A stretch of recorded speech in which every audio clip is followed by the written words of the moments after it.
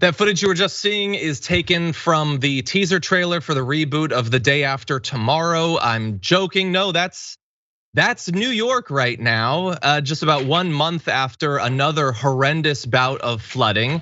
Horrible weather has taken over the East Coast as Ida continues across the country. Now we're very lucky that Jackson, our co-host today, is actually right in the thick of things. So can you tell us a little bit about what the past bit's been like? Yeah, well, I'm here in North Jersey, so people up in the city and more in South Jersey along the coast really got it a lot worse. But even here, power's out, the gas has been knocked out. A lot of people I know who were just trying to travel back from the city ended up getting stuck on the highways. And what I think is really interesting about this is, as we've been going back and forth with infrastructure arguments for quite some time, I think this is a beautiful example of why we're not taking it seriously enough, and how really the conversation really in and of itself just isn't substantial about not wanting to spend $3.5 trillion, Kirsten Sinema and Manchin and all that back and forth. This is exactly why we need better infrastructure, because this is happening all over the country. But again, even where I'm at, it's just been a big mess. Yeah, no, definitely. And it's been not only historic, that's what they're saying, historic flooding. It's also been deadly. 8 reported dead so far. As always, we can only hope that that's the extent of it, but we fear that it could end up being worse. The first ever flash flood emergency warnings for New York City being issued. And so Jackson's 100% right. We are going to have this stupid conversation about 3.5 trillion being too expensive. What is it going to cost when New York's subway system is completely destroyed by the flooding that it already can't handle? And it's only going to get worse every year from here on out. Now have that same story for Amtrak and for roads and for bridges and for homes along every waterway in the country. That is going to be incredibly expensive, and I would argue we can't afford that. But as of right now, we had a 50-year-old man reported dead, a 48-year-old woman, a 2-year-old boy found unconscious and unresponsive late yesterday inside a home, pronounced dead. 1 death was confirmed in New Jersey as well. And look, I want to jump ahead to, we have this flood hazard mapper. And if we can bring this up, it's from the New York City Department of City Planning. Jackson, I don't know if you remember back in Inconvenient Truth, they would do these map visualizations of different cities along the coast, and they would show, here's what it looks like now, and here's what it's gonna look like when the oceans rise. This isn't the exact same thing, but it sure makes me feel, it makes me think about that as we're experiencing this flooding.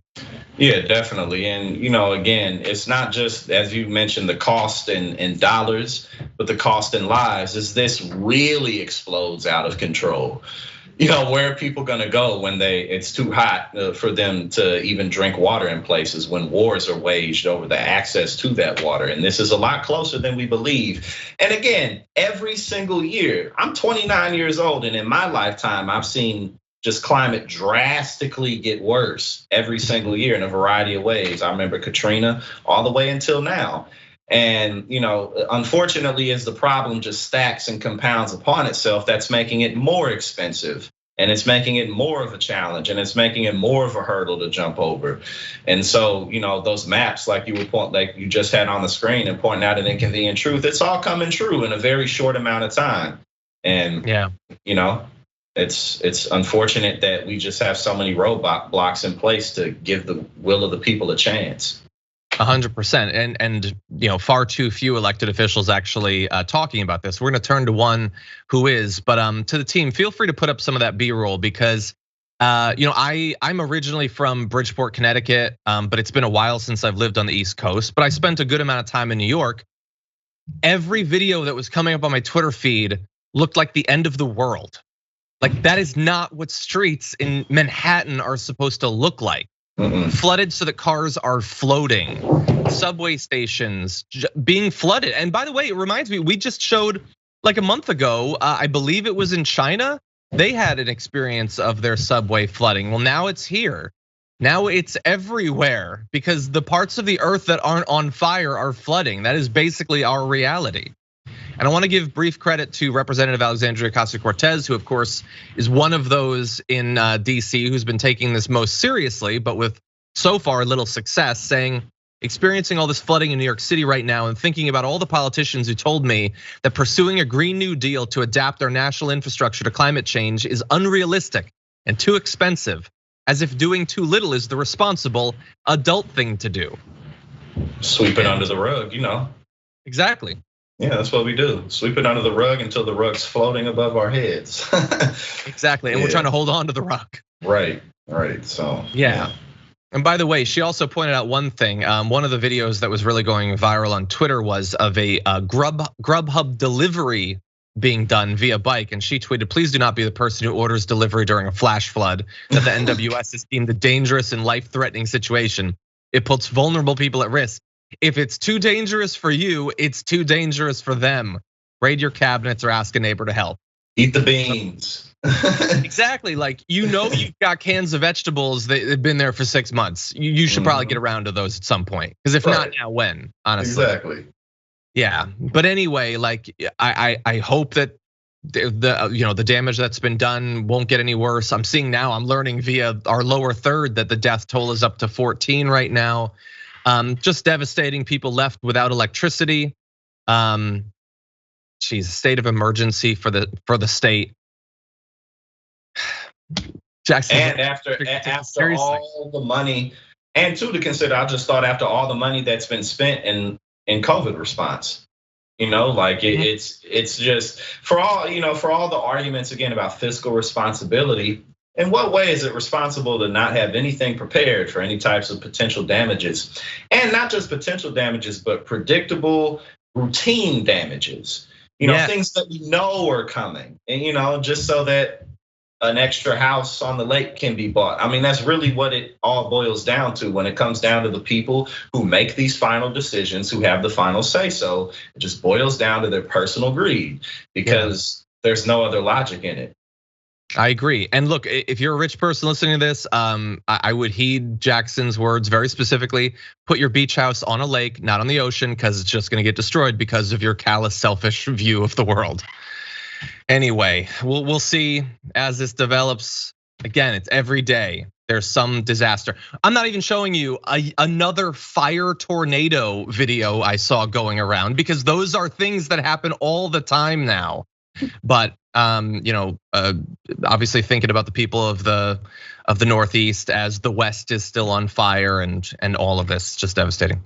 We live in revelation, man. It feels like that. Yeah, we living through revelation. Jackson, why,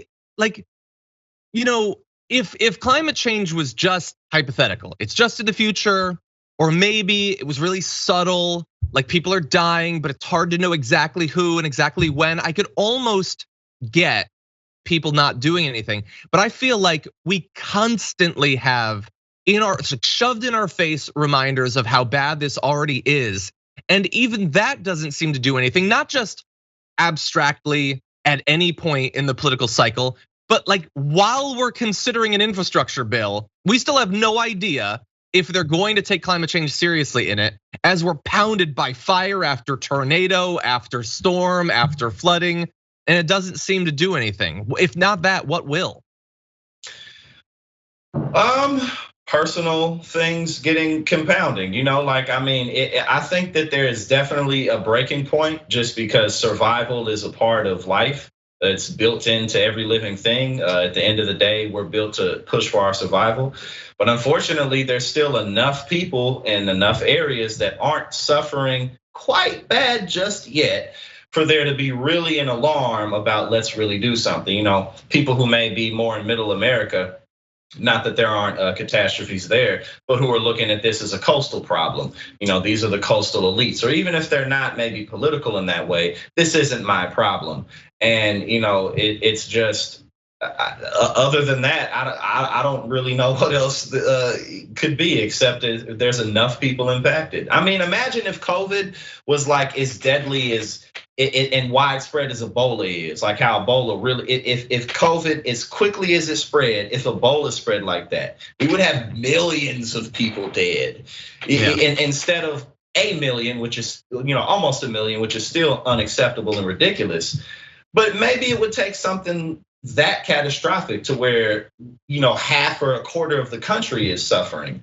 Yeah. Unfortunately, yeah. And there's so much escape that we can go through online and social media and stuff. So that is definitely true. That is definitely true.